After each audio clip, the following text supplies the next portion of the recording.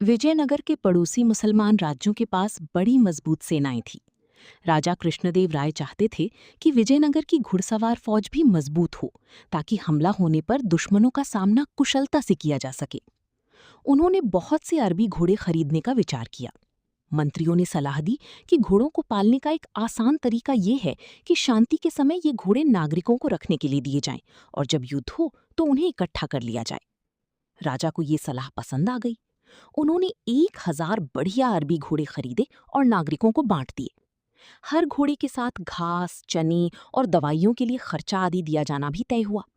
ये फैसला किया गया कि हर 3 महीनों के बाद घोड़ों की जांच की जाएगी।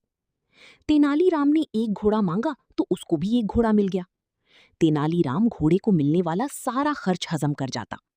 घोड़े को उसने एक छोटी सी अंधेरी कोठरी में बंद कर दिया, जिसकी एक दीवार में जमीन से 4 फुट की ऊंचाई पर एक छेद था। उसमें से मुट्ठी भर चारा तेनालीराम अपने हाथों से ही घोड़े को खिला देता।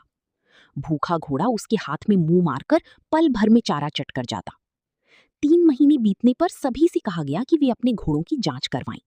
तेनालीराम के अतिरिक्त सभी ने अपने घोड़ों की जांच करवा ली। राजा ने तेनालीराम से पूछा, तुम्हारा घोड़ा कहाँ है? महाराज, मेरा घोड़ा इतना खूंखार हो गया है कि मैं उसे नहीं ला सकता। आप घोड़ों के प्रबंधक को मेरे साथ भेज दीजिए, वही इस घोड़े को ला सकते हैं, तेनालीराम ने कहा। घोड़ों का प्रबंधक, जिसकी दाढ़ी भूसे के रंग की थी, तेनालीराम के साथ चल पड़ा।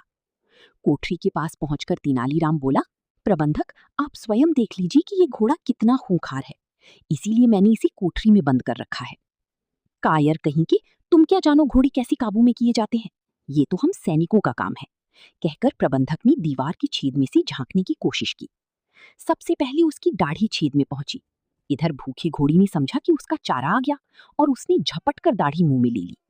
प्रबंधक का बुरा हाल था। वो दाढ़ी बाहर खींच रहा था, लेकिन घोड़ा था कि छोड़ता ही ना था।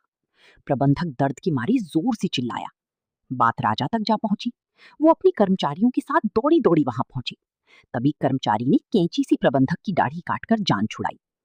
जब सबने कोठरी में जाकर घोड़े को देखा तो उनके आश्चर्य का ठिकाना न रहा। वो तो हड्डियों का केवल ढांचा भर रह गया था। क्रोध से उबलते हुए राजा ने पूछा, तुम इतने दिन तक इस बेचारे पशु को भूखा मारते रहे? महाराज, भूखा रहकर इसका ये हाल है कि इसने प्रबंधक की कीमती दाढ़ी नोच ली। उन्हें इस घोड़े की चंगुल से छुड़ाने के लिए स्वयं महाराज को यहाँ आना पड़ा।